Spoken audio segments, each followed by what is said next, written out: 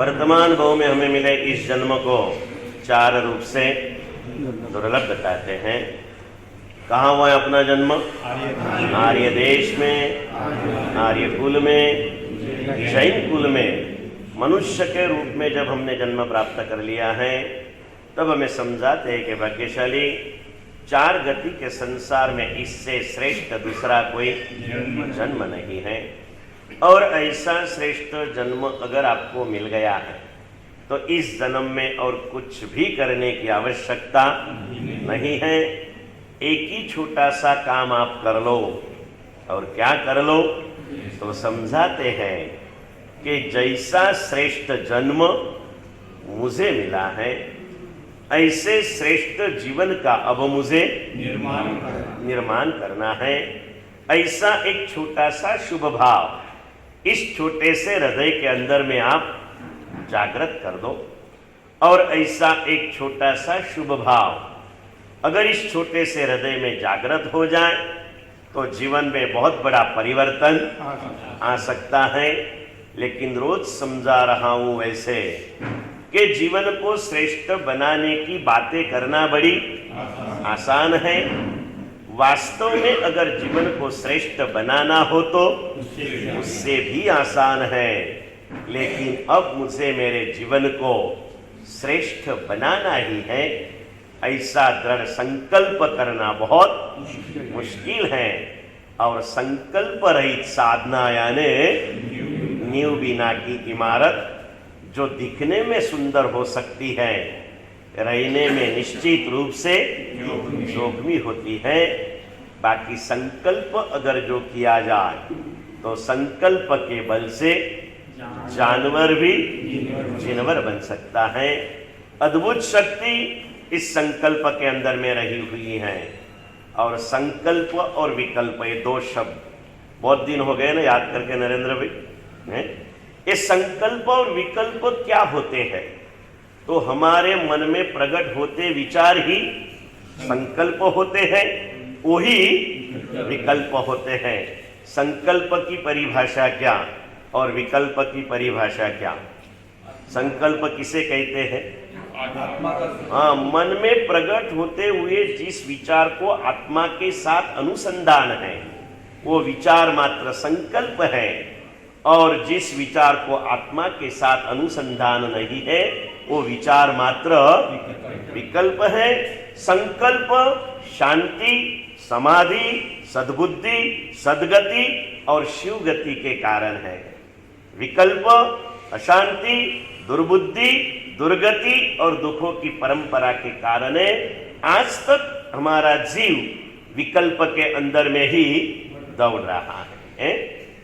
लगता है हमें देखते हुए कि ये साधक है, लेकिन अंतरात्मा जानती है अंदर की तो कहावत है ना, शू कहेवत बोलो तो, अंदर की तो राम जाने। मेरे अंदर में क्या है ना ये तो राम ही जान सकता है। આપણે એકવાર વાત કરેલી તમને ખ્યાલ હોય તો ભગવાને કીધું કે હાથી જેવા જરૂર બનજો, હાથીના દાંત જેવા ક્યારેય ન બનશો। अंदर की और बाहर की, बाहर तो हमें देखते हुए लगता है कि आपके जैसा मेरे जैसा साधक शायद कोई नहीं है। और अंदर को तपासो। पेटलाद गए थे, पेटलाद नाम सुना क्या आपने कभी? अहमदाबाद नडियाद के पास में पेटलाद गांव है। वहां पर एक मंदिर जी की 25वीं सालगिरह थी। यहाँ जैसे 50वीं के लिए आया हूँ, वहां चलते चलते गए थे तो 25वीं के लिए संघ की विनंती से गुरुदेव ने मुझे रोक के आगे गए और इस 25 साल का महोत्सव चालू था। और वहां का मंडल ही इतना सुंदर है कि बाहर से किसी को बुलाने की जल्दी जरूर नहीं पड़ती। और पहले दिन पंचानिका महोत्सव था। पहले दिन महोत्सव के मंडल वालों ने एक गीत गाया। इस गीत के रचयिता थे प्रवीण भाई देसाई। और जो गीत गाया ना, मुझे लगा कि मेरे लिए ही बना हुआ है। मैंने रोज उनके पास में वो गीत एक बार सुनते रहा। सिर्फ सुना नहीं, सुनते सुनते जो वो गीत बोलते थे ना, मैं बंद आंखों से अपनी अंतरात्मा को झांक रहा था, क्योंकि मुझे लगा था कि ये मेरे लिए। यहां हम सुनते तनसुख विद, हमें क्या लगता है? हाँ, ये तो रोहित भाई के लिए अच्छा कह दिया ये तो इसके लिए अच्छा कह दिया, तेरे लिए कुछ भी नहीं है, यहां जो भी अच्छी बातें आती है ना वो हम दूसरे के लिए सोचते हैं, और स्वार्थ की बातें आती है तो अपने लिए। बहुत ही हृदय स्पर्शी शब्द थे। इस थोड़ा सा काव्य अगर थोड़ी सी आपको हिंट दे दूं, आप लोग रत्नाकर 25 से बहुत सारे लोग यहाँ पर परिचित है। उसमें 2 पंक्तियां लिखी हुई है, वैसे 4 पंक्तियां और वैसे 2 पंक्तियां, 4 पंक्तियों में से लो, लेकिन 4 पंक्तियां भी आज याद कर ले, थोड़ा समय है हमारे पास में तो याद कर लेंगे। उसका ही एक काव्य स्वरूप था, स्तुति स्वरूप था ना, वो गीत स्वरूप था। बहुत प्यारे शब्द लिखे हैं, ठगवा विभुआ विश्वने वैराग्यना रंगो धर्या ने धर्मना उपदेश रंजन लोकने करवा कर्या। आवड़े छे ने, बोलो ने। विद्यावन्यो वाद माटे केटली कथनी कहूं, साधु थईने बहारथी दाम्भिक अंदर थी रहूं। इसी अपनी खुद की स्थिति को प्रवीण देसाई ने गीत के अंदर में ढाला। मैंने जिंदगी में पहली बार वो गीत सुना और मुझे लगा नहीं ये तो मेरे लिए है। बहुत सुंदर से शब्द, अगर आत्मा हलुकर्मी होना तो डर जाए, क्या बात है, मैं ऐसा हूं, मुझे ख्याल आ जाए।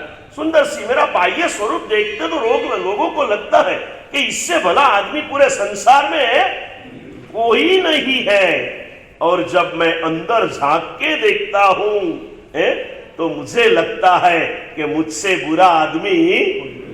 आज सुबह सुबह मेरा आदमी विट्ठल मेरे पास बैठा था, उसने मोबाइल के ऊपर कुछ देख रहा था टाइम पास के लिए, फिर वो आजू बाजू का जो पूरा सौंदर्य है वो देखते रहा, पहाड़ों का, इधर का उधर का। मुझे देखा, गुरुजी क्या अच्छा दिखता है, કેટલું સરસ દેખાય છે। मैं कीधु भाई फोटो में तो छो ने कालो मानस भी हीरो लागे, फोटो में तो कालो मानस पण हीरो लागे। और ये बोलते बोलते मन में एक विचार आया, निर्मल भाई, सुंदर सा विचार आया। ये देने वाले गुरुदेव सामने बैठे, परमात्मा की ओरा में रहते हैं ना, तो अच्छे भाव आना ही है, कुछ ना कुछ संकेत मिलना ही है। ये सोचते सोचते मन में विचार आया मुकेश भाई कि बीजानी सामे हूं जोऊं ने त्यारे फोटोग्राफी करूं અને મારી સામે જોઉં ત્યારે એક્સરેગ્રાફી કરું।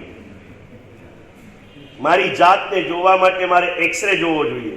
એક્સરે એવી ચીજ છે, ઉપરથી તું ગમે તેટલો ઉજળો હોય, તારા અંદરની ખરાબીને બતાડવા માટે નહીં, દૂર કરવા માટે તને બતાવે, એનું નામ એક્સરે। અને ઉપરથી તું ગમે તેટલો કાળો હોય છતાં તને ઉજળો બતાવે, એ ફોટોગ્રાફી। હવે એ કેમેરાનો ઉપયોગ કોના માટે કરવાનો સુધીરભાઈ?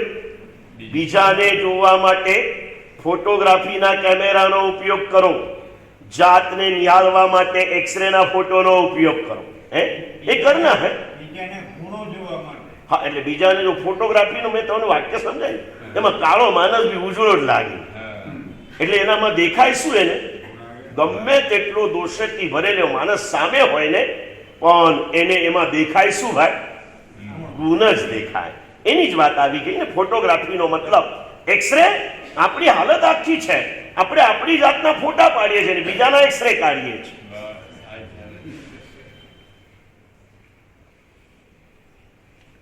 ये भावों को ग्रहण करते हुए प्रवीण देसाई के ऊपर पहले दिन सुने ना योगेश भैया, 5 दिन रोज सुने मैंने बोला गाओ, एक बार गाओ। बहुत सुंदर पद थे। डगले डगले हूं दंभ करूं मने, दुनिया माने धर्मात्मा, पण शुभर्यू मारा दिलडामा तू एक ज जाने परमात्मा। प्रभु डगले डगले दंभ करू दुनिया मने धर्मात्मा माने, પણ ખરેખર મારામાં શું છે ને એ તારા સિવાય કોઈ જાણી શકતું નથી। कहां मैं चल रहा हूं, मुझे जाना है, कहीं तो भी आगे बढ़ना है। संकल्प और विकल्प की माया जाल में मैं रह रहा हूं। आचार मेरा धर्म का है, विचार में कहीं वासनाएं मेरी धबक रही है। और इतना आसान भी नहीं है। मीठी मीठी बातें करना बड़ी सरल है, उसे वास्तविकता में लाना बहुत ही कठिन साधना है। लेकिन कठिन साधना अगर सिद्ध हो जाए तो जीवन की सारी कठिनताएं वहां पर पूर्ण हो जाती है। गुरुदेव के प्रवचन का एक वाक्य, हमारे गुरुदेव के एक शिष्य दान वल्लभ महाराज ऐसे वाक्यों का संग्रह किया, उसमें एक सुंदर सा वाक्य संग्रहित हुआ है, पुण्यशाली। लिखा है कि भगवान अशक्य कशु कहता नहीं, भगवान अशक्य कशु कहता नहीं અને દુશક્ય સાધના કર્યા વિના ભગવાન કદી બનાતું નથી। भगवान अशक्य कभी बताते नहीं है और कठिन साधना किए बिना भगवान कोई बन सकता नहीं है। महाराष्ट्र में रहे हो ना, लेकिन मराठी पढ़े नहीं हो नागपुर वाले, लेकिन मैं मराठी में पढ़ के आया ना। हमें बचपन में ही अपने जीवन में परिश्रम का महत्व समझाते हुए हमारे गुरुजी ने मराठी की एक कहावत, जिसे मराठी में मनी म्हणतात, काय म्हणतात, मनी, उसमें लिखा था कि घनाचे घाव खाल्ल्याशिवाय देव पण कधी मिळत नाही। घनाचे घाव खाल्ल्याशिवाय देव पण कधी मिळत नाही। टाकनाना मार खादा वगर कोई पत्थर प्रतिमा बनी शकतो नती। सुंदर सी घटना राष्ट्र संत पूज्य पद्मसागर जी के प्रवचन के अंदर में सुनने का सौभाग्य मिला था। काल्पनिक घटना है, व्याख्यान के अंदर में कैसे कैसे पदार्थ देना, कैसी कैसी बातें कहना ना, उसके लिए ऐसी पण एक घटना है। एक कल्पना चित्र खड़ा करो, नहीं बोलने वाले को भी बोलते करो, ऐसे कहते हुए बताया कि मंदिर जी के अंदर में सब भक्तों की भीड़ जा रही थी, आरती का समय था। एक भक्त ऐसे ही चला और पांव में जूते पहनकर ऊपर जा रहा था। वॉचमैन ने रोक दिया, भाई एक चप्पल है तेरे जो है चमड़े के चप्पल बाहर निकाल के जाना। उसने निकाल दिया, चप्पल भी वहां उतर गए, ऊपर गए, चप्पल की नजर ऊपर गई और उसने देखा वहां पर नगाड़ा पड़ा था, उसके ऊपर भी चमड़ा जड़ा हुआ था। तो चप्पल ने वॉचमैन को पूछा, भाई वो भी चमड़ा, मैं भी चमड़ा, उसको ऊपर जाने देते तो मुझे क्यों नहीं जाने देती? शू कीधु हशे आनंद भाई? वॉचमैन ने कहा 2 मिनिट राह देख लेना, मालूम पड़ जाएगा। आरतीनो समय થઈ ગયો હિતેશભાઈ, અને જો પેલું નગારા વગાડનારાએ 2 લાકડીઓ હાથમાં લીધી અને નમોરત થઈ ગયું અને શું આવ્યું ભાઈ? હે જય જય, હે ઓને પેલા નગારા ઉપર પેલા મોટા લાકડા લઈ ધડામ ધડામ ધડામ ધડામ ધડામ ચાલુ કર્યું। પેલા વોચમેને ચપ્પલને કીધું જોઈ લે ભાઈ, પેલો ચપ્પલ કેવું નીચેનો નીચે લાકડીના માર ખાવાની તૈયારી હોય ને એને જ નગારા સાથે જોડાવવાનું મળે, બાકી જેને સોફ્ટ રહેવું હોય ને એને તો કોકના પગ નીચે કચડાવવું જ પડે।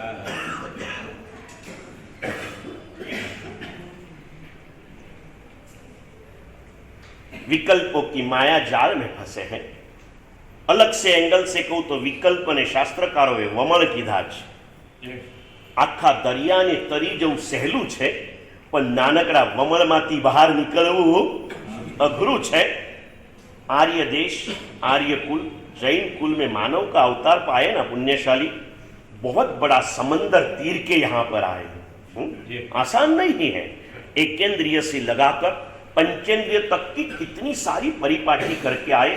इसे विस्तार से अगर जानना हो, 4 गति के संसार में हम कहाँ कहाँ क्या क्या सहन करके आए, इसे पढ़ना हो ना तो योग शास्त्र का भाषांतर पढ़ लीजिए।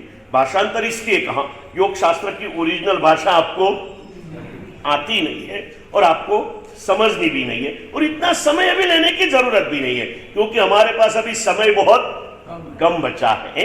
यहाँ हम जितने भी बैठे हैं ना, हमारे विवेक, पीयूष, गौरव, ऐसे 3-4 लोग छोड़े ना तो बाकी हम सभी के लिए आनंद भैया क्या है। कोई आकर के मुझे पूछे, गुरुदेव ज्योतिष जानते हो? तो मैंने कहा क्या जानना है? बोले मेरा आयुष्य कितना बाकी है। मैंने बोला देख, तेरा आयुष्य कहने के लिए न मुझे तेरा हाथ देखने की जरूरत है, न तेरी कुंडली देखने की जरूरत है, न तेरा कपाल देखने की जरूरत है, लेकिन एक बात कह दूं, तेरा आयुष्य कितना बाकी है तेरे को एक सहजता से बता दूं, जितना गया इतना बाकी नहीं, जितना गया इतना अभी लगता है। योगेश भैया कितने हुए? 40 तो हो गए हैं, और 40 जीवोगे लगता है? नहीं लगता ना। एक आप दादी जी 100 भी पूरा करेंगे, दादी जी की शताब्दी मनाने का सौभाग्य भी मिल सकता है, लेकिन अपनी तो अमृत महोत्सव हो जाए तो भी बहुत हो जाए। जितने गए उतने अभी बचे नहीं है, और એટલે કહું રોહિત ભાઈ ગામે ગામ नक्की करो, जितने गए इतने अभी रहे नहीं है, तो जैसे गए ऐसे जाने भी देना नहीं है। आज तक मैं दुनिया के लिए जिया, अब मुझे अपने लिए जीना है। कहां से कहां तक आए भटकते हुए, कितना सहन करते हुए यहां पर पहुंचे हम लोग, और यहां जरा भी सहनशीलता हमारा में रही नहीं है। थोड़ी सी मुश्किली और हम इसे बहुत बड़ी बना करके इसके अंदर में सारे वमनों के अंदर में फंस गए। फिर से कहता हूं, एकेंद्रिय सूक्ष्म एकेंद्रिय से संगनी पंचेंद्रिय मनुष्य का जन्म वो भी कहां मिला धीरू भाई? आर्य देश में, आर्य कुल में, जैन कुल में पाए। पूरा समंदर तीर के आए, और यहां आने के बाद छोटे छोटे वमलों के अंदर में, वमल को हिंदी में भंवर बोलते ना, छोटे से भंवरों के अंदर में हमारी ये नाव फंस गई है। छोटे से भंवरों में हम फंस गए, सारा समंदर तीर के आए और भंवरों के अंदर में फंस गए, विकल्पों के अंदर में ऐसे डूब गए, शरीर हमारा इंसान का रह गया, और वृत्तियों में से पशुता जन्म जन्म की थी वही जागृत होती रही। पशु और इंसान में फर्क क्या होता है ये बताते हुए एक कवि ने 2 पंक्तियों में बहुत बड़ा मार्मिक संदेश दे दिया। भाई तेरा शरीर तो इंसान का है, लेकिन तू इंसान है या नहीं ये देखने के लिए तुझे एक थोड़े से लक्षण बता दूं। कोरोना काल में આવી તું ને આટલા લક્ષણ ભાઈ તમને થયો નથી, પણ આવું કંઈક भी देखा तो तरत તમે ट्रीटमेंट કરી લેજો। ऐसे हमारे जीवन में अवतार तो इंसान का है, यानी पशुता से हम ऊपर उठ चुके हैं वैसे, लेकिन लक्षण को तपासते रहो। अगर ऐसा ही तेरे जीवन में है तो तू पशुता की दिशा में ही तेरी गति चालू है, ये ध्यान रखना। बहुत सुंदर इंसान और पशु दोनों का फर्क बताते हुए बहुत ही मार्मिक शब्द कवि ने लिखे कि आहार, परिग्रह, भय और मैथुन। शू लख्યું हार्दिक भाई? आहार, परिग्रह, भय और मैथुन, इन चारों में पशु नर एक समान, इन चारों में पशु नर एक समान। खाना है, इकट्ठा करना, डरना और डराना, और इंद्रियों के विषयों में आसक्त पड़े रहना, ये तो पशु सुलभ क्रियाएं हैं। अगर इंसान के जन्म में भी तू यही कर रहा है, आहार संगना में तू लबड़ रहा है, सब इकट्ठा करने का ही तेरा मनोरथ है, आगे बढ़ के तू कभी कमजोर शक्तिशालियों से डरता है और कमजोरों को डराते रहता है, और इंद्रियों के विषयों में तू आसक्त बन चुका है, तो सिर्फ तेरा शरीर इंसान का है, तेरी वृत्तियां तो पशु से सराबोर है नहीं है। तो इंसान में और पशु में क्या फर्क? एक चीज अगर पलट जाए तो पशु भी इंसान की तरह जी सकता है, और एक चीज जीवन में से निकल जाए तो इंसान भी पशु की तरह जिंदगी पूरी कर देता है।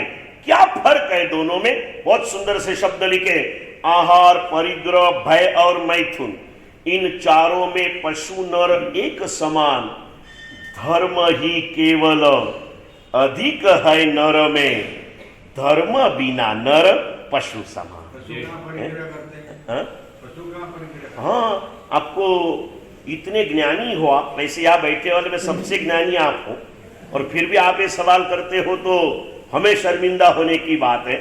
आपने सुना होगा चीटियां होती है ना, चीटियां, चीटी का घर खाली करो तो 2 मन बाजरा निकलता। बाकी के परिग्रह में आपको बताना नहीं चाहिए, परिग्रह तो हर व्यक्ति करती है। ये जो चिमनी को क्या बोलते तुम लोग? चकली को? चिड़िया। हाँ, चिड़िया भी अपना घर बनाती है? हर व्यक्ति अपने, हर जीव अपना कुछ ना कुछ करते रहते हैं। हर एक का अपना संग्रह होता है। संग्रह के भी इंसान के लिए भी 9 प्रकार बताए ना संग्रह के। धनो धन्य चित्त वस्तु में 9 प्रकार के परिग्रह बताए। बहुत सारी चीजें हैं, इसमें आगे आगे बढ़ेंगे। इतना नक्की है, आहार, परिग्रह, भय और मैथुन, इन चारों में पशु नर एक समान।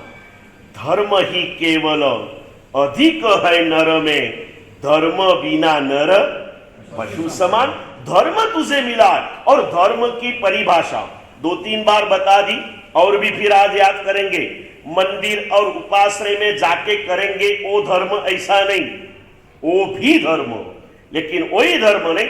धर्म की सीधी सादी व्याख्या कर्तव्य का पालन। धर्म मतलब क्या है भाई? जिस समय पर जो कर्तव्य है उसका पालन करना, उसका नाम है धर्म। और इस वास्तविकता का स्वीकार कीजिए, कर्तव्य का पालन ही धर्म है, इससे बढ़कर कोई धर्म होता? इस कर्तव्यों में, जैसे तू बेटा है तो माता पिता के प्रति तेरा कुछ कर्तव्य है, एक परिवार का तू वरील है तो परिवार के प्रति तेरा कर्तव्य है। वैसे तू जैन कुल में आया है तो जैन के रूप में भी तेरा कुछ कर्तव्य है। तूने इंसान का जन्म पाया तो इंसान के रूप में भी तेरा कोई कर्तव्य है। इंसानियत का धर्म अलग है, जैनत्व का धर्म अलग है, पारिवारिक धर्म अलग है, सामाजिक धर्म अलग है, पड़ोस का धर्म अलग है, लेकिन हर चीज धर्म मतलब कर्तव्य। और मैंने एक बार आपको बताया था, हमारे यहाँ हर चीज के पीछे, भारतीय संस्कृति के जितने भी शब्द है ना, उसके पीछे धर्म शब्द का अटैचमेंट किया है। जैन धर्म, क्रिश्चियन धर्म, ईसाई धर्म, इस्लाम धर्म नहीं, पड़ोस धर्म भी कहा जाता है, व्यवहार धर्म भी कहा जाता है, और सबसे बड़ा गृहस्थ धर्म। गृहस्थ धर्म बोलते हैं नहीं बोलते? ये शब्द आपने कभी सुना है ना सुना है? तो फिर इसमें कौन सा धर्म आया भाई? गृहस्थ धर्म में कौन सा धर्म आया? महावीर का, महादेव का, किसका आया? गृहस्थ धर्म। गृहस्थ धर्म की बातें सभी भगवान ने एक सरीखी बताई है। भगवान की उपासना के अंदर में कुछ परिवर्तन हो सकता है अपने हिसाब से। भगवान भी नाम से महान नहीं होते हैं, गुण से महान होते हैं। और इस भगवान का स्वरूप मैंने आपको बताया, कल भी किसी के साथ चर्चा में स्वरूप मैंने बताया। भगवान किसे कहते हैं? महावीर को कहते हैं, मुनि स्वरूप को कहते हैं, आदिनाथ को कहते हैं। भगवान किसे कहते हैं धनसुख भाई? भगवान किसे कहते हैं? भव बीजांकुर जनना राग द्वेष क्षयं उपागतायस्यो ब्रह्मा विष्णु हरो जिनो वा नमस्तस्मै। संसार के परिभ्रमण के मूल स्वरूप राग और द्वेष जिनके नष्ट हो चुके हैं, कम हुए वो नहीं, पूर्ण रूप से नष्ट हो चुके हैं, वो बीज जलकर साफ हो गया है। अभी जिनको कभी भी संसार में वापिस आना नहीं है, ये जिन्होंने नष्ट कर दिए राग द्वेष, वो भगवान है। फिर उनका नाम कुछ भी हो। हमारी अनंत 24 के अंदर में ब्रह्मा नाम के तीर्थंकर अनंत हो चुके, विष्णु नाम के तीर्थंकर अनंत हो चुके, शिव नाम के तीर्थंकर अनंत हो चुके, हरिसेन नाम के तीर्थंकर अनंत हो चुके। किसने कहा कि महावीर ही भगवान है? हर भगवान में महावीरता का आरोपण किया है। महावीर की व्याख्या एक बार बताई थी किरीट भाई, याद है? दूसरों पर जो विजय प्राप्त करे उसे वीर कहते हैं, और अपने आप पर जो विजय प्राप्त करे उसे, तो ऋषभदेव महावीरता के नोता, अजितनाथ, संभवनाथ, अभिनंदन स्वामी, सुमतीनाथ, पद्मप्रभ स्वामी, सुपारनाथ, अब बता महावीर हता के नता? हता ने भाई, हता ने। निश्चित रूप से किसी के लिए विशेष रूप से उसका प्रयोजन होता है, लेकिन सभी भगवान में सभी चीजें एक सरीकी होती है। निश्चित करना है महावीर महावीर बन गए, हम भी महावीर बन सकते ना? आज आए नहीं हमारे कोई संगीतकार इधर, तो मैं थोड़ा गा लूं, चलेगा ना? बहुत सुंदर पद लिखे कवि ने कि वीर प्रभु ना ध्याने महावीर बनी जशो, तमे जिननी भक्ति करता करता जीन बनी जशो, अरिहंत ना ध्याने। एक समय था ये गीतों का बहुत जमाना चला, ये चलते थे। वीर प्रभु के ध्यान से हम भी महावीर बन सकते हैं, कोई फर्क नहीं है। हर इंसान के भीतर में एक महावीर बैठा हुआ है, इससे हमें जागृत करना है। और इसीलिए सिर्फ मेरे एक प्रश्न का प्रैक्टिकल जवाब अगर आप खोज के लाए हो तो आज देना है, और आज इसीलिए दे दो। आज हमारे बीच में कोई मेहमान भी आए। आज चेन्नई से पधारे हमारे हितेश भाई, जो हमारे कल माताजी दिवंगत हो गए तो उनके वो दामाद हैं, पधारे हैं। उनको भी ख्याल आए कि दर्शन वल्लभ महाराज यहाँ बैठ के सिर्फ रसगुल्ला और गुलाब जामुन नहीं खाते हैं, कुछ ना कुछ नागपुर वालों को उन्होंने मैंने आपको कुछ सीखा है क्या? सिर्फ मैं बड़बड़ी कर रहा हूं। मैंने आपको 3 सवाल पूछे थे, उसमें से एक सवाल का जवाब मांगा था। कौन सा सवाल पूछो? धवल भाई जल्दी बोलो ना। है जन्म जन्म से तिर्यंच गति पशु गति में भटक रहे थे, पशु में से इंसान बने तो इंसान की तरह जीते हैं, पशु की तरह नहीं जीते हैं। इंसान के भव में आए, प्रारंभिक अवस्था में दरिद्र थे, गरीब थे, आर्थिक दृष्टि से कमजोर थे, और कमजोर होने पर भी हम प्रभु महावीर के भक्त थे ना, हमें हमारी आर्थिक कमजोरी के लिए लाचारी कभी नहीं बताई। कमजोरी हो सकती है, भगवान के भक्त के पास लाचारी कभी, और अपने मेहनत से, पुरुषार्थ से और देवगुरु कृपा के संयोग से दरिद्र में से, गरीब में से श्रीमंत बने तो कैसे जीते हो? प्रश्न याद आया रमेश भाई? पशु में से इंसान बने तो इंसान की तरह जीते हो, पशु की तरह नहीं जीते हो। गरीब में से श्रीमंत बन गए तो श्रीमंत की तरह जीते हो, गरीब की तरह नहीं जीते हो। आखिरी सवाल बोलो तो नरेंद्र भाई जल्दी। बापना जी तैयार जो बोलवा माटे बोलिए तो। अजैन में से जैन बने, जैन की तरह क्यों नहीं जीते हो? पूरे नागपुर में मेरे जैसा दुखी कोई नहीं। मैं इतना आपको बोलता हूं, मैं कहता हूं मुझ पर गुस्सा करो, आप क्यों नहीं कर रहे हो? क्यों नहीं कर रहे हो? है ललित बोलो ना। हाँ जो પેલું વકીલે પેલો આવ્યો ને, આરોપી ખરેખર ગુનેગાર હતો પણ બચવું હતું, એટલે વકીલે કીધું કે મુક્ત તો કરી દઈશ પણ તારે એક કામ કરવાનું, જજ કઈ બી પૂછે ને એટલે મેવું મેવું કરવાનું। અને પેલા એવું જ કર્યું, પેલો નિર્દોષ છૂટી ગયો, કેમ કે આ ગાંડો છે એટલે મતિમંદ છે કરીને છૂટી ગયો। પછી વકીલે ઘરે જઈને એને ફી માટે ફોન કર્યો તો પેલો શું બોલ્યો? આ ધીરુ ભાઈ આવું કર, हमारी बिल्ली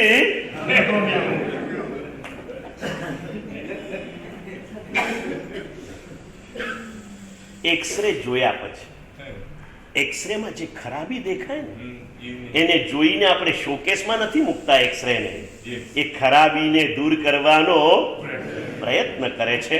धीरू भाई ने कहा वैसे अगर आप एक्सरे देख रहे हो तो निश्चित रूप से सबसे चिंताजनक एक्सरे मेरा है। ये सभी ने अपने लिए सोचना, सबसे चिंताजनक एक्सरे किसका है? मेरा। लेकिन चिंता उसे करनी चाहिए अगर हमारी चिंता को दूर करने वाला कोई चिंतामणि हाजिर ना हो, है? लेकिन मेरे पास अगर चिंतामणि है तो मुझे मेरी चिंता करने की जरूरत, और मुझे तो दुनिया का श्रेष्ठ चिंतामणि है। सिर्फ जरूर क्या है? आनी मन शुद्ध आस्था देव दुआरु शाश्वता, पारसनाथ मन वांछित पूर, चिंतामणि मारी चिंता। चिंतामणिનું નામ ચોથી લાઈનમાં લઈ ગયા। શરૂઆત શેનાથી કરી? आनी मन शुद्ध आस्था, आस्था को शुद्ध बना दे।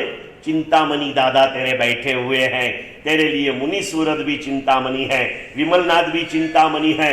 जो हमें मन की चिंता को दूर करे उसका नाम चिंतामणि। मन की चिंता को दूर करे चिंतामणि। एक गांव में मैंने कहा पप्पू भैया है, एक आदमी बहुत परेशान था बिजनेस के अंदर में। बोले महाराज साहब आपने अर्थ गलत किया। मैंने बोला क्या हुआ? आपने क्या बोला, चिंतामणि का अर्थ? मैंने बोला मन की चिंता दूर करे। उसे चिंता नहीं बोले, मन नहीं लिखा, मनी लिखा है। हाँ, मनी की चिंता दूर करे हो।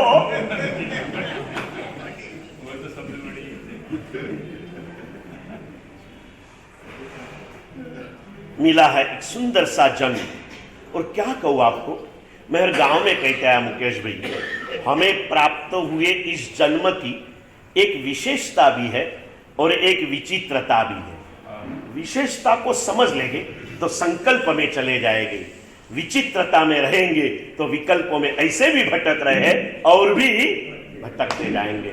इस जन्म की विशेषता और विचित्रता है। सौरभ भैया बोलो, आप कभी कभी मेरे सामने बैठ के व्याख्यान सुनते हो ना, तो अंदर तक जाता है, साइड में बैठने वाले को सब साइड में चले जाता है? और इसीलिए तो सब साइड में बैठते हैं ना, मेरे सामने आने के लिए डरते हैं।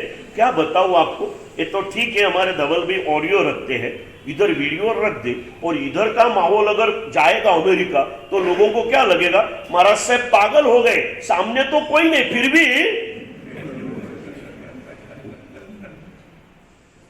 मैंने कहा था आपसे, प्रवचन श्रवण के 5 लक्षण बताए हैं, उसमें सबसे पहला लक्षण गुरु दृष्टि में दृष्टि ये होती है।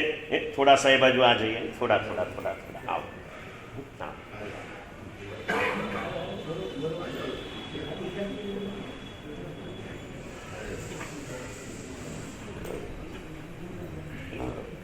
शायद आपको कोई कारण से बीच में से उठना भी पड़े ना, तो फिक्र मत करो, यहां से भी आप थोड़ा इधर आगे आके बैठो, एकदम साइड में मत जाना, बराबर। एक गांव में मैंने बात कही रोहित भैया, एक गुरुदेव, मैं पहले आपके सामने बैठता था, फिर मैंने साइड में बैठना चालू किया। मैंने बोला क्या होगा, तो बोले गुरुदेव मैंने देखा हम सामने बैठते ना तो हम आपके सामने देखते रहते, लेकिन आपकी नजर साइड वालों पे रही। फिर मैंने सोचा भाई गुरुदेव की नजर मुझ पर पड़े, ऐसी जगह पर मैं, यही भाव होते हैं ना। चलो आपकी इस सद्भावना को भी स्वीकृत करता हूं। इस जन्म की एक विशेषता है और एक विचित्रता है। विशेषता शू हशे प्रकाश भाई, और विचित्रता शू हशे, बोलो तो हितेश भाई। चलो मैं बता दूं, बता दो महाराज से, अभी 8 दिन में तो पर्यूषण आएंगे, और 8 दिन के पर्यूषण के बाद हम आपके कभी सामने ही रहेंगे। चलो अच्छी बात है, आएंगे, जो आते हैं उनको देना, नहीं आने वाले को कभी कोसना नहीं। क्यों नहीं आए, अभी उनका समय हुआ, जब जिसका समय होगा वो अपने आप चले आएगा, नहीं आने वाले को नहीं। और इसीलिए हम लोग हर बार कहते हैं हमारा धर्म क्या धीरू भाई, आने वाले को प्रेरणा देना, नहीं आने वाले को प्रेम देना। ये मैंने कहा, लेकिन लोग बहुत ऐसे अधूरी बातों को पकड़कर कभी कभी जीवन में बड़ी नुकसान में नहीं जाते। હું બહુ ભાવ ધારા, તમે શાંતિથી બોલ્યો, એ વખતે બહુ ભાવમાં હતો નિર્મલભાઈ। મેં કીધું ભાઈ અમારો ધર્મ તો છે, હવે એને પ્રેરણા આપવી, નહીં આને એને પ્રેમ આપવો। रोज आने वाला एक आदमी बंद हो गया आना। 3 दिन के बाद मंदिर में मिला, मैंने बोला क्या हो गया, बोले महाराज साहब आपे ना कीधु, आप आवे એને પ્રેરણા આપો, ન આવે એને, બોલે મારે તો આપનો પ્રેમ જોઈએ છે ગુરુदेव। फिर मैंने उससे बोला 1 मिनट ऊपर आ जा, ऊपर बुलाया। मैंने बोला भाई प्रेरणा उसी को होती है जिसके प्रति प्रेम होता है। आए तो प्रेम के साथ प्रेरणा भी मिलती है, नहीं आए तो प्रेरणा मिले ना मिले प्रेम तो मिलता है। फिर उसने नहीं पूछा, मैंने मेरी बात पूरी कर दी, क्योंकि मुझे भी कहीं जाना था। मैंने कहा देख समझ ले, हमारे यहाँ स्वामी वात्सल्य होता है ना, तो भोजन करने को आएगा ना तो उसको सारी चीजें मिलेगी। नहीं आया, टिफिन लेने को आया तो उसको क्या करेंगे, 2 टुकड़ा मिठाई का, पूरा खाना नहीं मिलेगा। अभी तो हमारे यहाँ की स्थिति अलग है, टिफिन लाया ना तो 1 के जगह 2 का टिफिन जाता, ये बात अलग है सारी, लेकिन होते रहता है, संसार है, चलते रहेगा। और लेके भी गए तो खुश रहना, क्योंकि ले जाने वाला मेरा भाई है ना। इसमें क्या गया तो साधर्मिक के पेट में गया ना, इसके लिए कभी अपने आप को घुसना। कोई वो ले जाने वाला बिन जरूरी ले जाता है, एक बिन जरूरी सोच में तू मत जा, लेने वाले को देने में कहीं कम नहीं पड़ना। क्या पता किसमें से क्या हो सकता है। छोटी सी घटना बताओ। पूज्य गुरुदेव भुवन भानु श्री ईश्वरी महाराज के दूसरे या तीसरे नंबर के शिष्य हो गए पूज्य गुणानंद सूरी महाराज। आप लोगों ने नाम तक नहीं सुना होगा, लेकिन पूज्य चंद्रशेखर महाराज, पूज्य रत्न सुंदर महाराज, पूज्य हेमरत्न महाराज, अभी जो बड़े प्रसिद्ध हो गए, अभी भी महाबोधिश्वरी महाराज, अक्षय बोधिश्वरी महाराज, ऐसे कई जबरदस्त प्रवचनकारों को प्रवचन की कला इन्होंने सिखाई। बड़े ज्ञानी और विद्वान थे। जन्म से लिंगायत ब्राह्मण थे, जन्म से लिंगायत ब्राह्मण थे। और उस समय का ओगाला करीब करीब 70 साल के पहले कर्नाटक का प्रवेश निपानी, हम यहाँ से जाते थे, बेलगांव जिले का निपानी गांव, वहाँ पर हमारा मैंने गुरुदेव प्रेमसूरी महाराज का चातुर्मास था। और एक दिन शांति स्नात्र थी। शांति स्नात्र में सिफल की प्रभावना थी और एक छोटा सा लड़का, गरीब परिस्थिति थी, आया, श्रीफल देखा, खुश हो गया, पहली बार जाके प्रभावना ले लिया। थोड़ी देर के बाद घूम के आया, दूसरी बार लिया, प्रभावना देने वाले ने देखा लेकिन भीड़ थी, कुछ नहीं बोला। 10-15 मिनट के बाद तीसरी बार, जैसे तीसरी बार आया ना, वो प्रभावना देने वाले देखा एक तो साला जैन नहीं है और 3-3 बार आता है, उसको पकड़ने के लिए दौड़ा तो छोटा सा बालक डर के दौड़ा। अभी ज्यादा लंबा भागने की अनुकूलता नहीं थी, सीधा सीढ़ी चढ़ के ऊपर गया। ऊपर जाके देखा अब जाऊं कहां, वो आदमी भी पीछे गया, सीधा प्रेमसूरी महाराज के पाठ पकड़ के बैठ गए। कोई परिचय नहीं था, पहली बार गया, डर रहा था, पीछे आदमी आया, देखा प्रेमसूरी महाराज ने, और प्रेमसूरी महाराज ने पूछा भाई क्या है? गुरुदेव है ना, छोड़ ही दो, वो जो है ना वो अजय ने वो 3-3 बार सिफल जरा आने दो उसको ठोकना। प्रेमसूरी महाराज कहा भाई 3 बार लीधु ने, चौथी बार आपजे। કેટલામી વાર આપજે? चौथी बार आपजे। वो आदमी शांत हो गया। प्रेमसूरी महाराज को वो प्रभाव, ऐसी घटना यहां पर हो जाए है? और किसी ने 3 बार, जैन लड़के ने 3 बार प्रभावना ले ली हो और चौथी बार लेने के लिए आ जाए और मैं कह दूं कि धवल भैया दे दो, तो आप क्या करोगे?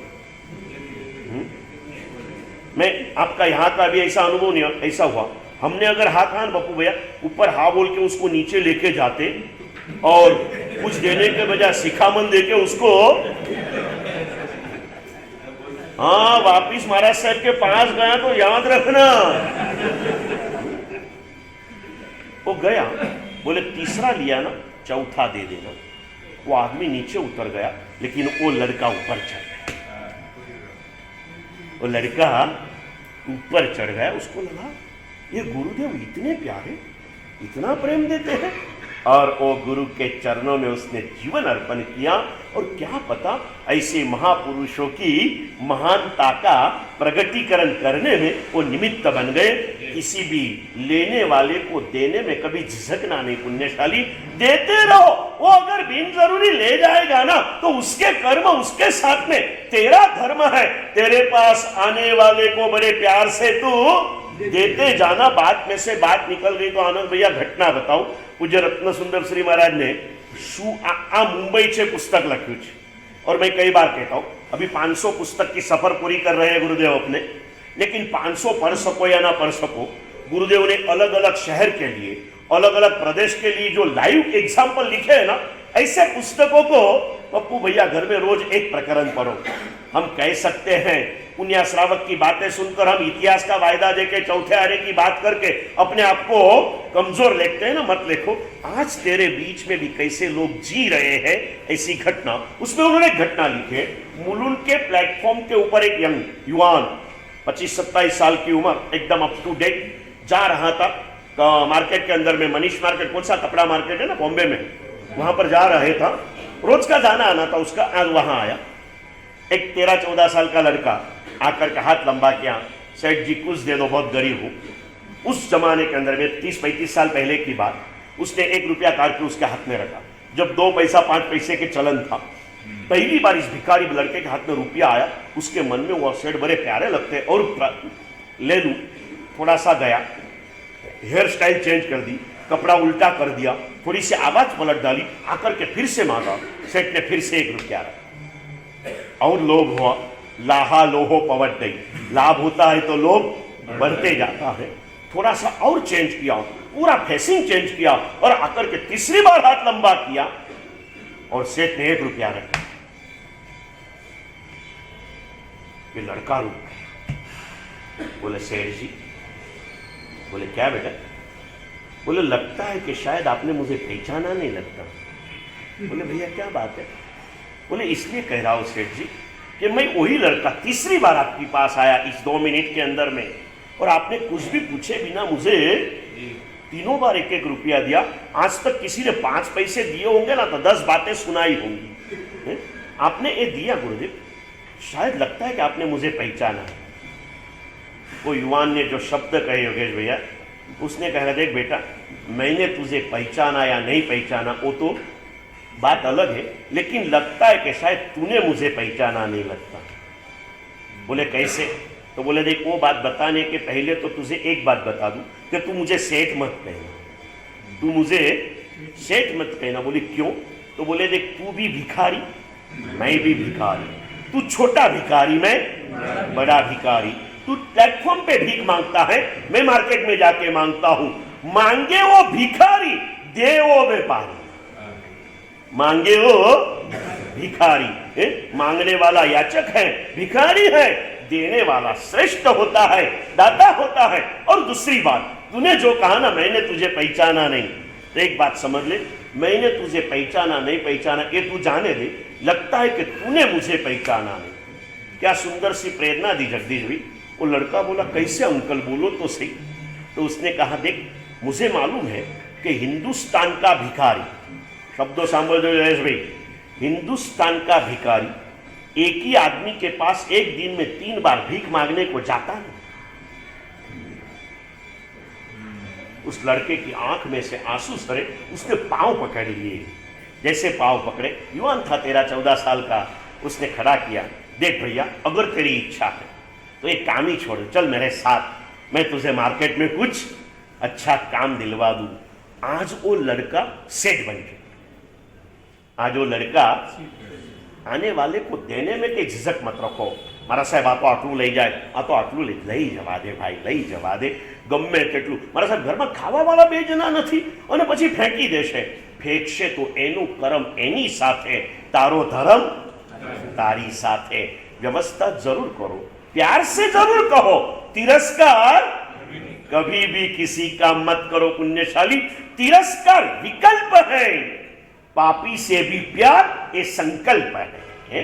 और इसीलिए तो प्रवीण देसाई ने पद में लिखा है, भगवान को प्रार्थना करते हुए कहा, भगवान तो कभी किसी का तिरस्कार करते नहीं, और तिरस्कार जब तक हृदय में तब तक कोई भगवान बनते नहीं। फिर भी भगवान को प्रार्थना करते हुए कहा, शायद आजू बाजू वाले को कहने की हिम्मत नहीं थी, इसलिए भगवान को जाके कहा। बहुत प्यारे शब्द लिखे हैं, पापी ने तू प्यार करी ले, पापी नो उद्धार थशे। बहुत सुंदर पद लिखे आगे, धर्म कहे छे आ दुनिया में जीव बधानो सरखो छे, ऊंचा नीचा कुल भले पनो आत्म सौनो सरखो छे, मुक्ति नो अधिकार जगत में सहु प्राणी ने सरखो छे। सहु प्राणी ने सरखो छे बोलते ना हमारे माताजी पूजा ने, हरिबल चक्री शक्र जू हरिये, हरिबल नाम का मच्छी मार भी, उसी भाव के अंदर में संयम लिया, साधक बना, शुद्ध बना और सिद्ध बना। जन्म हुआ था नीच कुल में, नीच कुल अवतारो। बहुत सारे पद लिखे हैं। एक अंतराय कर्म निवारण की पूजा के ऊपर एक चातुर्मास के प्रवचन हो जाए ना, इतने पदार्थ भरे हुए। चलिए कहीं ना कहीं जाइए, संकल्पों में आइए, विकल्पों के वमलों से भंवरों में से चित्त को बाहर निकाल के कुछ संकल्प करिए। और अभी संकल्प करने के अवसर हमारे यहाँ आए हैं। वैसे मन संकल्प विकल्प की जाल में चढ़ पर करते रहता है, लेकिन अभी एक सुंदर सा मौका आया। कल रात को आए थे युवान हमारा वर्धमान नगर से, उसने कहा नहीं मतलब इधर से जो पढ़ रहा है इंगनगढ़ का लड़का, रजत राका करके, 2 दिन पहले इधर आता था, कभी अभी एग्जाम वगैरह चलती है कॉलेज में आता है। उसने कहा गुरुदेव पर्यूषण के काल का इतना क्या महत्व होता है? चर्चा चली, हितेश भाई भी रात को बैठे थे, कल रात को हमारे 10:15 बज गए, अलग अलग चर्चाएं हुई और बड़े प्यार से चर्चा करो। जो करना प्यार से करो, जिसको जो होगा वो स्वीकार करेगा, नहीं होगा तो उसका वो करेगा। कोई भी रहे कोई इस जगत में बुरा नहीं है, कोई भला नहीं है। अगर बुरा तुझे देखना है, बुरा तुझे देखना है तो युधिष्ठिर का चश्मा पहन लेना। किसका चश्मा पहनना भाई? युधिष्ठिर का चश्मा। कौरव और पांडवों का अभ्यास काल पूरा होने के बाद में परीक्षा थी। चारों ओर सब राजा महाराजा कृष्ण से लगाकर हर मंच के ऊपर बैठे थे और ग्राउंड के बीच में एक बाजू 100 कौरव, एक बाजू 5 पांडव और बीच में सिंहासन में द्रोणाचार्य बैठे थे। परीक्षा का पहला पेपर था पप्पू भैया। द्रोणाचार्य ने दुर्योधन को कहा, दुर्योधन खड़े हो जाइए, और इस सभा में से एक सज्जन आदमी को खोज के लेके आए। कौन सी सभा में से सुधीर भैया?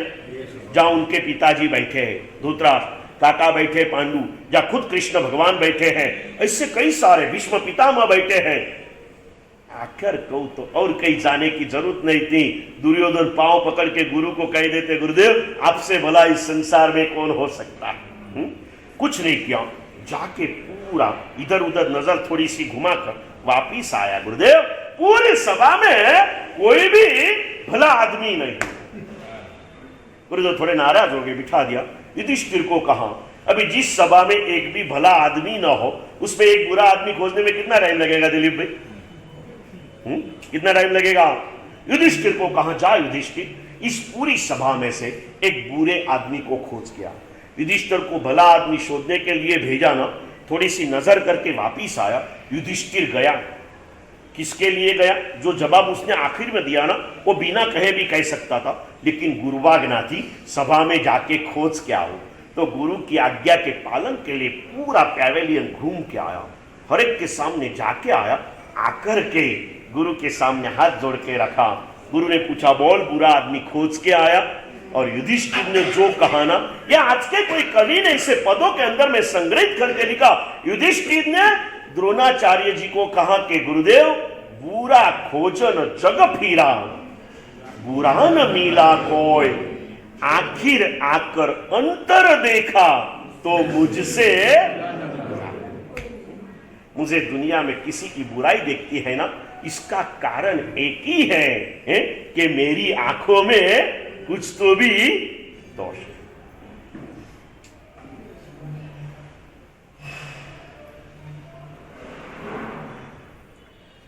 हम हमारे विचारों को थोड़ा परिवर्तित करें, शुभ भावों के ऊपर मन को ढालते चले, और ये करते करते संकल्प की सफलता की मौसम अभी आ गई है।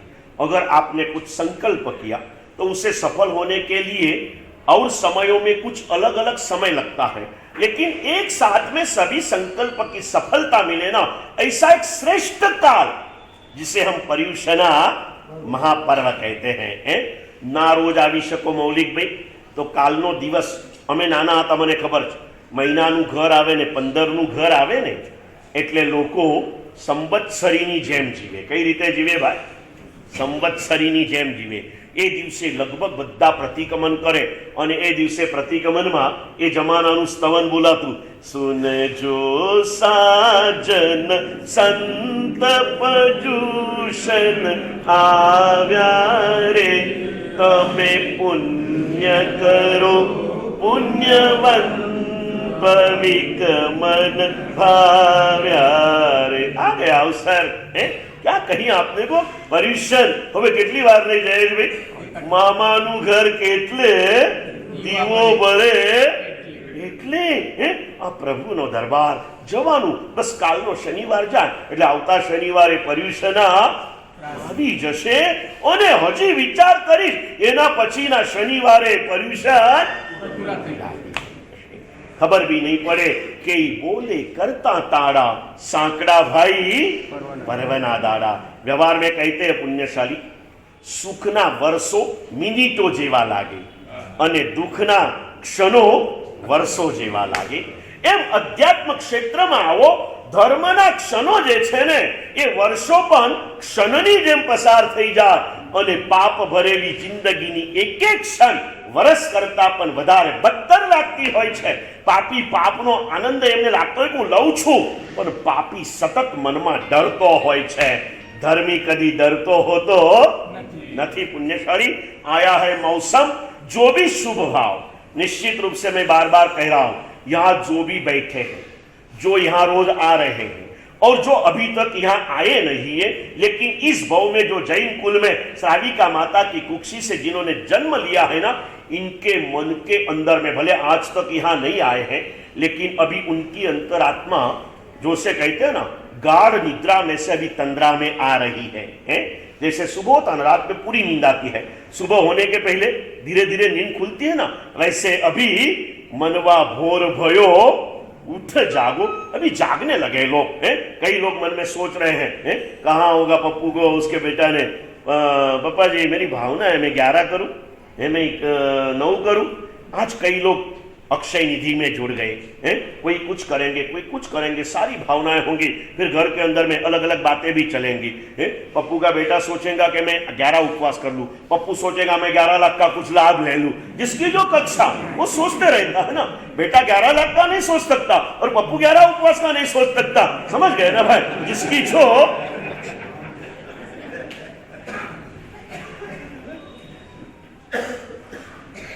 अब ये लोग क्या सोचते होंगे? बेटा सोचता है हार्दिक भाई मैं 11 उपवास कर लूं, पप्पा सोचते हैं मैं 11 लाख का लाभ ले लूं, और घर वाले क्या सोचते हैं मैं इनको 11 लाख का लाभ दिलवा दूं। क्या कर लूं? हाँ देना है, कई सारे लाभ लेना है, अच्छे अच्छे लाभ, कौन से लाभ लेना है पूरा लिस्ट लेके आए। और रविंद्र भी मेरे पास में पर्यूषण में तो रोज कुछ ना कुछ देना है। फिर इसमें ऐसे भी लोग रहते हैं यार, 12 महीने एक बार जाइए और रोज उठीने नवा नवा फंड, नवी नवी टीप, नवा नवा चढ़ावा, बस एना माटे जाने भेगा थता हशे। अल्लाह तू रोजનું રોજ આપતો હોત તો 12 મહિને તારો સમય મારે લેવો? આ બધી તારા માટેની જ માથાકૂટ છે ભાઈ। અહીંયા કઈ કોઈને પોતાનું ઘર તો ભરવું, યોગ્ય સમય તે આપી દીધું હોત તો તારા સમયને યોગ્ય રીતે વાળવાનો સમય भी મને મળ્યો હોત। और इसलिए आज जितने बैठे इनको कह देता हूँ, पर्यूषण का एक भी समय हमें फंडिंग में न ले जाना हो तो जो भी संको आपकी फर्ज समझ के कोई मेहरबानी नहीं करना है दादा के ऊपर, हमारी फर्ज है। अम्बेल खाते में मेरे घर का कोई व्यक्ति 12 महीने में 2 अम्बेल कर रहा है, पाठशाला में मेरा बालक कहीं ना कहीं जा रहा है, साधारण तो मेरा सबसे पहला सर्वसाधारण धर्म है। यहाँ पर बाहर चंपल निकालने से लगाकर शिखर की 50वीं ध्वजा के पहले शिखर का गोल्ड पॉलिश करने के लिए भी वो पैसा लगेगा। वो वहां तक तेरी नजर है दोस्त, तू जब अंदर नहीं जा सकता ना, इस शिखर के दर्शन से तेरे सम्यक दर्शन की निर्मलता तू कर रहा है ना, इसके लिए कुछ देना वो तेरा धर्म है।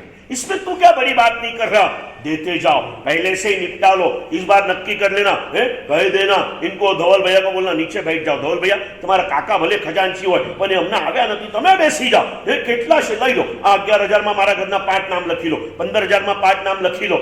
घर में लाते हो, जब प्रसंग आएगा, धर्मचक्र तब का पारना आएगा, तो घर में 5 के मिलके एक जोड़ी कपड़ा सिलाओगे या हर एक के अलग अलग जुड़ा होगी?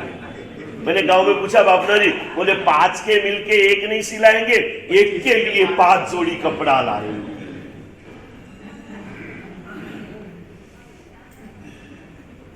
अलग अलग संकल्पों में जाइए, दान का संकल्प, शील का संकल्प, तप का संकल्प, शुभ भाव धारा के अंदर में मन को लेके जाना है।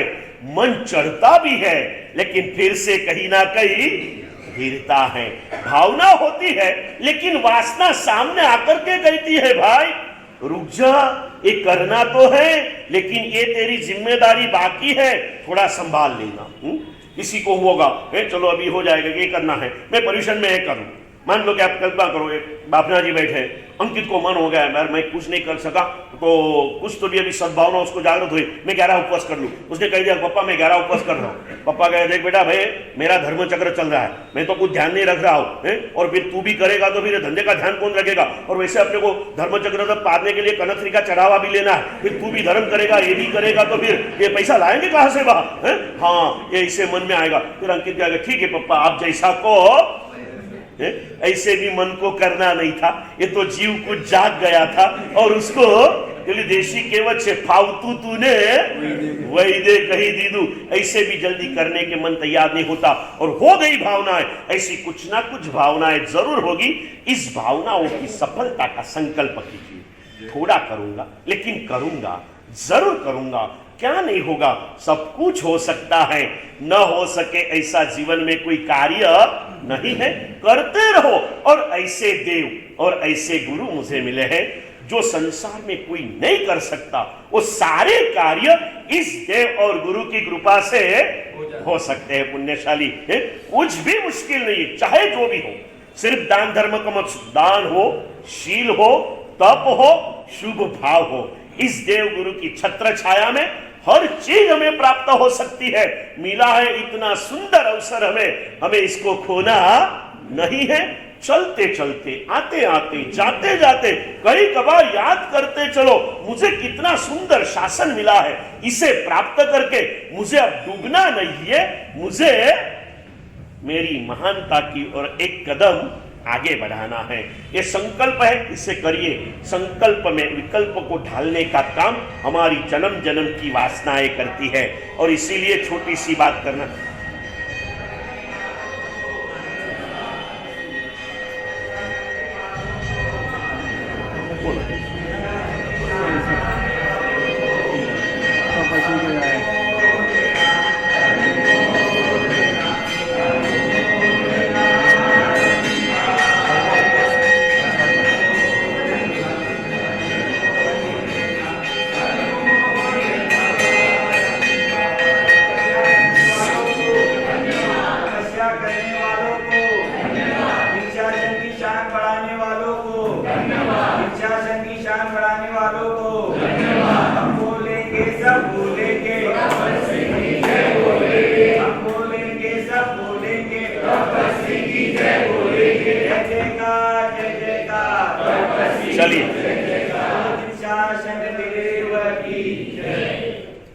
शुभ मनोरथ मन के अंदर में जागृत करना है, और विषय को लेकर के कोई ऐसे हमें आदर्श भी मिलते हैं।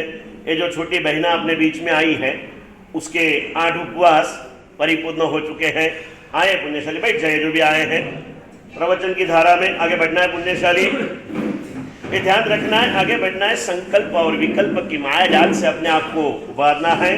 संकल्प एक बड़ा समंदर है, उससे तीर जाया सकता है, लेकिन विकल्प हमारी साधना में भंवर है, इसमें से बाहर निकलना है।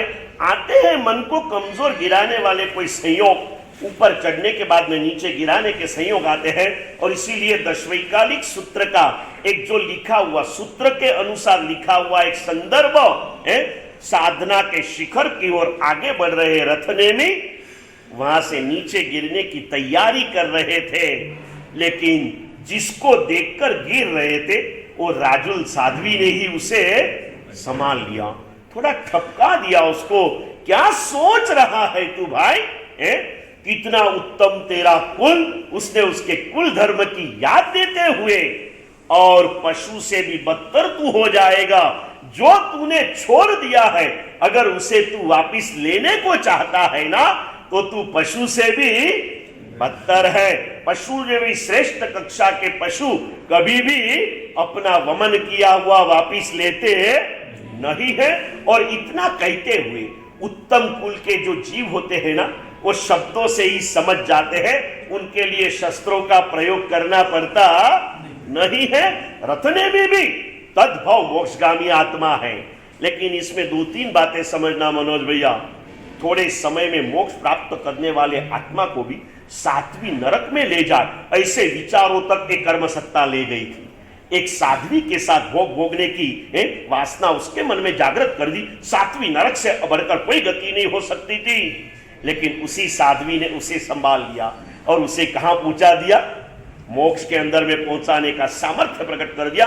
हमारे यहाँ ऐसी कई माताएं, साध्वियां और बहनें हो चुकी हैं। अगर इनका इतिहास कहे, कल गणेश काका आए थे नमन को लेके, नमन नाम है ना, नयन है नमन, हाँ, अगला चौमासा वर्धमान नगर कराने के लिए। तो अगर अगला चौमासा मेरा हो गया ना, तो मैं सिर्फ ऐसी जैन शासन की साध्वी और माताओं के ऊपर रोज एक एक प्रवचन करूंगा। आप ऐसा मानना मत कि मेरा नक्की हो गया। अभी तो ऐसी कई दूर दूर तक भी आशा नहीं है, लेकिन हो गया तो इसमें कोई मुश्किल भी नहीं है। हमें तो कहीं भी रहना है, आत्मकल्याण की साधना करना है। जो भी ज्ञानी ने देखा होगा, व्यवहार से तो अभी नहीं है। मैंने उनको कहा देखो भाई, दूर दूर तक ऐसा लग नहीं रहा कि कुछ हो जाए। हुआ तो अच्छी बात है, लेकिन नहीं होगा। लेकिन जहां भी जाओ एक इनके ऊपर कितनी बातें लिखे हमें। रथ नेमी जैसे को संभाला हमारे राजुल साध्वी ने, ऐसे एक साधु, ऐसे एक साधु, इनकी बात करके आज रुकेंगे। पुण्यशाली, हमारे यहाँ इतिहास आता है, साधु थे, दीक्षा लेनी नहीं थी, ले ली गई, बिल्कुल मन में कोई कोने में भाव नहीं था।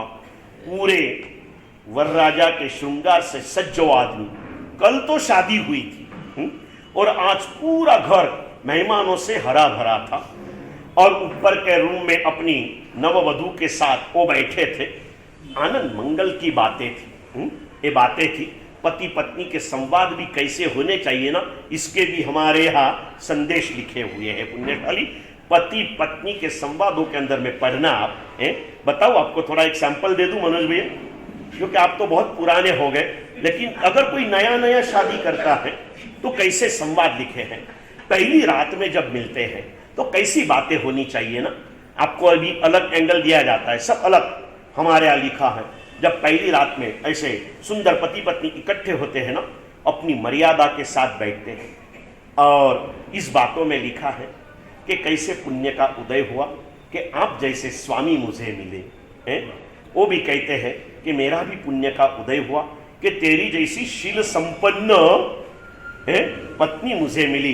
पत्नी में शील था, पति में सत्व था, सामर्थ्य था, सत्य था, फिर दोनों पुण्य पाप की बातें करते। भाई ये जो कुछ मिला है ना, ये पूर्व भव के पुण्य का फल है। अगर ऐसा भला हमें पाना हो तो इस भव में भी हमें क्या करना पड़ेगा, पुण्य के पथ पर चलना पड़ेगा। बहुत सारी बातें, बहुत सारे संवाद है, अवसर आएगा तो कभी ये भी बताएंगे कि कैसी कैसी बातें करनी चाहिए। ये सब चीजें हमारे यहाँ लिखी है। पुण्यशाली, बैठे हैं दोनों, आनंद मंगल की, आनंद प्रमोद की बातें कर रहे हैं, फ्यूचर का प्लान बना रहे हैं। भविष्य में हम क्या क्या करेंगे, इस मनुष्य के जन्म को मनुष्य की तरह जीने का संकल्प करते हैं। मनुष्य के जीवन को मनुष्य की तरह जीने का संकल्प करते। बात चल रही है, इतने में नीचे से थोड़ी आवाज आई। बना था ऐसे, बड़े भैया ने दीक्षा लिया था और बड़े भैया अचानक धर्मलाभ देने के लिए आए, तो लोग, पूरा परिवार खुश हो गया, ये तो सोने पे सुहागा हो गया।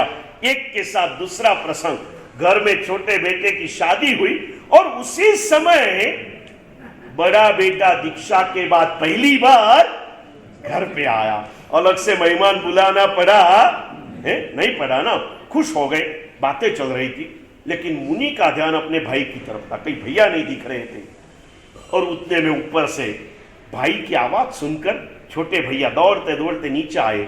भाई को देखकर पागल हो गए, नीचे गए, खुशियों के आंसू से भाई का चरण प्रक्षालन कर दिया। थोड़े से मांगलिक पाठ वगैरह हो गए, गोचरी ओढ़ ली। गोचरी ओढ़ने के बाद में भाई जैसे निकले तो भाई के साथ में छोटे भैया भी निकले। छोटे भैया निकले, पूरा एक घर से पूरा गोचरी भर दिया था, आग्रह कर करके। शादी का घर था ना, तो ले भी लिया था, भर भी दिया था। चलते चलते थोड़ी सी बातें चली, लगा कि हाथ में वजन बहुत लग रहा है, तो छोटे भाई ने सच पूछा कि भाई मैं उठा लूं। वैसे हम हमारी गोचरी गृहस्थ को उठाने के लिए नहीं देते, लेकिन वितार तो गुरु भगवान जब जो करे ना, वो कुछ ना कुछ भविष्य होता है। और भाई महाराज ने अपने शादीशुदा भाई, जिसके हाथों के ऊपर मेहंदी है, शादी के कंकन मिंडल बंधे हुए, उसके हाथ में पूरी झोली भरा। अब तो बीच में से हटने का समय ही नहीं मिला। बचपन की बातें करते करते करते बड़े खुशी के साथ गुरु के पास, उद्यान में थे गुरु, पहुंच गए। जैसे गुरु के पास गए और बड़े भाई ने धड़ाका किया। छोटे भाई से कुछ बात नहीं की, और बड़े भाई ने कहा कि गुरुदेव, ये मेरा छोटा भाई आपके पास दीक्षा लेने के लिए आया।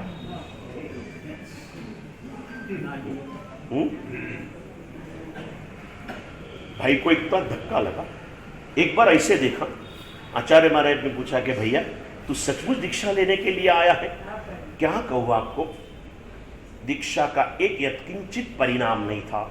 घर पे नववधू राह देखकर बैठी हुई थी, लेकिन उसने देखा भाई की तरफ, और मेरे भाई झूठे न पड़े गुरु के सामने। इसने कहा, हाँ गुरुदेव, मुझे संयम चाहिए। अभी आते आते बापना जी ने मुझे कहा, गुरुदेव ऐसा भाव जाग जाए ना कि मैं आपके सामने ऐसे बोलूं, मम उंडावे हो मम।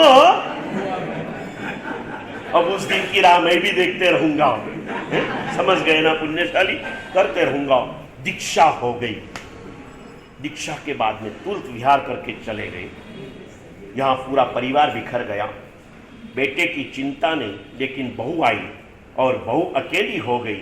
इस चिंता में मेरा बेटा चले गया नहीं, जो कोई अरमान मन में भर करके आई बहू अकेली हो गई। उस चिंता में माता पिता बीमार होके वो भी पहुंच गए।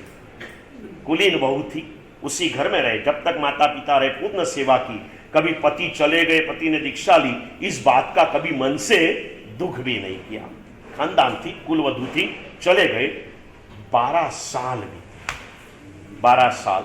लेकिन छोटे भाई के मन में दीक्षा ले ली, इसका कोई खेद नहीं था, लेकिन एक मन भरी भाव लेकर के आई हुई कन्या से मैंने विश्वासघात किया, ये बात उसे चुभ रही थी।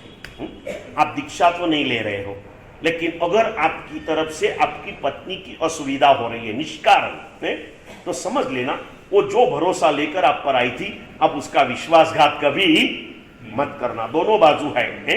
अगर आपकी तरफ से आपकी पत्नी को असंतोष है तो समझ लेना कि आप उसका विश्वासघात कर रहे हो, और आपकी पत्नी की तरफ से आपके माता पिता को असंतोष है तो समझ लेना कि आपकी पत्नी आपका विश्वासघात कर रही है। क्योंकि आपने लाते समय सोचा था मेरी बहू आएगी, मेरे माता पिता की सेवा चाकरी करेगी, उनकी भक्ति करेंगी। दोनों और विश्वासघात, और विश्वासघात के बढ़कर कोई पाप नहीं होता। 12 साल सिर्फ बड़े भैया को देख के रहे। मन में एक बात नक्की रही पप्पू भैया, चाहे भैया के कहने से भैया को शब्द नीचे न गिरने के लिए मैंने संयम लिया। जब तक भैया है मैं संयम पालूंगा। जैसे भैया दुनिया में नहीं रहे, मैं फिर से घर चला जाऊंगा, और जिसको विश्वास, जो मेरे विश्वास से आई थी, उसको मैं सारे सुख दे दूंगा। बड़े भैया भी दुख में रहे 12 साल।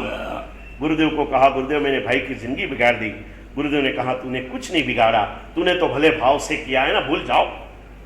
लेकिन विचारों विचारों में आयुष्य कमजोर हो गया। अधिक चिंताएं मत करो, चिंता चिता से भी खतरनाक होती है। मत करो, जो होता है everything is in the order. न समझ सको इतना भारी, तो गीता जी का सार कई दुकानों के ऊपर इतने बड़े स्टिकरों में लिखा है, जो हुआ अच्छा हुआ, जो हो रहा है और जो होगा वो भी अच्छा होगा, ये लिखा है। इसके ऊपर रहना। चिंताओं में बड़े भैया का आयुष्य पूरा हो गया। 12 साल संयम में रहे मुनिवर। जैसे बड़े भैया गए, गुरुदेव के पास जाके बहुमान के साथ ओघा रख दिया। गुरुदेव, भाई के लिए मैंने लिया था, आप भी जानते हो ज्ञानी हो, मेरा मन यहाँ कहीं नहीं लगा, आज दे रहा हूं। गुरुदेव ने कुछ भी नहीं कहा, क्योंकि गुरुदेव की नजर भविष्य को जानती थी। और वो भैया गए, वो मुनिवर मुनि वेश के अंदर में गए, अपने गांव तक पहुंच गए। गांव के बाहर कुएं के कांठे पर पनिहारिया पानी भरने के लिए आई थी। उसमें से एक पनिहारी को पूछ लिया कि उस सेठ, उनके पिताजी का नाम ऋषभदास वगैरह कुछ था, उनका घर कहाँ है, वो कहाँ है। तो उसने कहा क्या काम है, वो तो चल बसे। तो बोले उनके यहाँ वो नागीला नाम की एक पुत्रवधू थी, वो कहाँ है। तो नागी ये स्त्री ने देखा, उसने कहा वो तो घर पे ही होंगी, और ये चले गए। वहां जाके जैसे घर के सामने जाके धर्मलाभ बोला, सामने जो स्त्री आई वो पनिहारी जिसको पूछा था वही थी। पनिहारी ने इनको पहचान लिया था, ये पनिहारी को पहचान नहीं पाए थे, क्योंकि 12 साल में तप त्याग व्रत के द्वारा अपने शरीर को उसने पूर्ण रूप से सफल बना लिया था।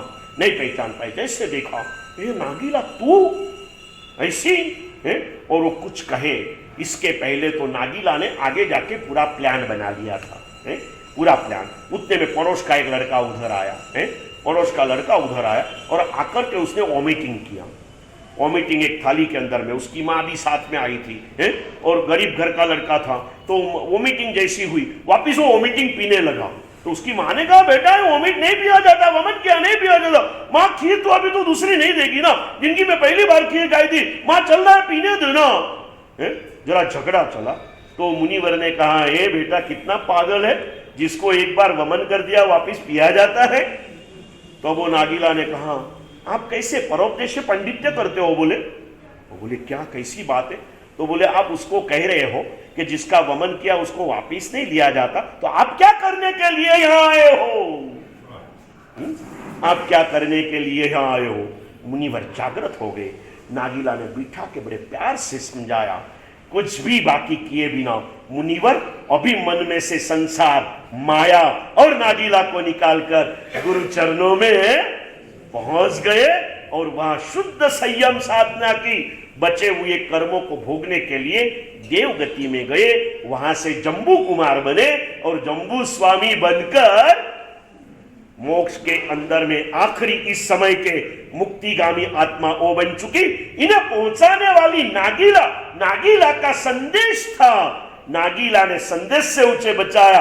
एक बार जिसका वमन कर दिया है उसको वापिस ग्रहण करना नहीं। हमारे नागपुर वालों ने होटलों का वमन कर दिया है, अभक्ष का वमन कर दिया है, लोभ लालच का वमन कर दिया है, रात्रि भोजन कनमूल के पापों का वमन कर दिया है। अब वापिस उसे इस जीवन में ग्रहण करना नहीं है। निश्चित रूप से आज जो मेरी ये छोटी बहना यहाँ पर आई है, हमारे मनोज भैया की बेटी है, उसको कहूंगा बेटा 8 दिन की 28 तूने कर ली है, तेरी बहुत बहुत अनुमोदना संघ करेगा और संघ तुझे आशीर्वाद देते हैं, हो सके तो चंदन बाला ही बन जाना। क्या बनना भाई? चंदन बाला है। उस दिन गाया था ना मनोज भैया ने, क्या दीक्षा मैं ले लूंगा मन में है? ऐसा कुछ ना कुछ होगा। संयम ले सके, इससे बढ़कर इस जन्म की कोई महत्ता नहीं है। न ले सके, मैं कहता हूं मेरी ऐसी कुमारी बिटियाओं को, हो सके तो चंदन बाला बनना, नहीं तो सुलसा बनना। इससे बढ़कर नीचे तो जाना ही नहीं। साधना के पथ पर हम चले, कुछ ऐसे मनोरथ के अंदर में डूबते चले और इस मनुष्य जन्म की सफलता का सार जिन्होंने नागपुर में जन्म प्राप्त करके प्राप्त कर लिया है, ऐसे कई संयमियों को जन्म देने वाले, उनको सहयोग देने वाले, या तो उनके माता पिता या तो उनके परिवारजन, उनका एक अनुमोदना का अवसर परसों के दिन हमें मिला है। आज संकल्प लेके जाना मन में, अगर ये बहुमान करने का, ये अनुमोदना करने का सौभाग्य मेरे परिवार को मिले तो कितना अच्छा। कुछ ना कुछ भावधाराओं में चले जाना है और कुछ करने को मिले न मिले ये देखना भी हमारे लिए सौभाग्य होगा। लिखा ना, त्यारे तमोने जे मने जोया हसे ते धन्य छे। ऐसे माता पिता, ऐसे परिवारजनों को देखना ये भी हमारे लिए सम्यक दर्शन का कारण हो सकता है। संयमियों के माता पिता का बहुमान हमारे चारित्र मोहनीय कर्म को खपाने का एक सुंदर सा मौका हो सकता है। निश्चित रूप से परसों का रविवार और कहीं भी नहीं होगा। परसों के रविवार के दिन पूरा नागपुर इतवारी के इस स्थान में होगा और सुबह के अंदर में सकल संघ का अवसर, जिन्होंने दीक्षा ले ली है उनके माता पिता का अवसर सुबह, उसके बाद में स्वामी वात्सल्य के बाद जो कल दीक्षा ले सकते हैं ऐसे बालकों को भाव समृद्ध करने के लिए परसों का जो शिविर है, हमारे नम्रवल्लभ महाराज तो अस्पताल में है, आएंगे, आज आए, कल आए, परसों आए, अभी गए हैं तो जैसे होगा समय आएगा, लेकिन वो आए या न आए, परसों का ये बालकों का शिविर आज तक नम्रवल्लभ महाराज मान लो के पिता बनकर दिए, परसों का शिविर हमारे माताजी साध्वी जी कराएंगे। एक माँ बनकर बालक को ऐसे संस्कारित करेंगे। परसों को शिविर में कोई भी बालक बालिकाएं, जो हमारी एज लिमिट है 7 साल के ऊपर के सभी कुंवारे बच्चे हैं, सभी कुंवारे लड़के जो भी अभी तक पछताए नहीं हो, ऐसे को न पछताना पड़े, इसलिए एक मौका हाथ में आया है पुण्यशाली, इसे ਵਧाना है। सुंदर मजा का माहौल है, इस माहौल में हम डूबते चले, विकल्पों के भंवरों में से उभरकर संकल्पों की सरिता में स्नान कर हम आत्म कल्याण को प्राप्त करें। यही मंगल भावनाओं के साथ लेट में लेट 5 मिनट लेट करना और संघ के एक शुभ समाचार मौलिक भाई के मुख से सुनकर फिर यहाँ से जाना है पुण्यशाली।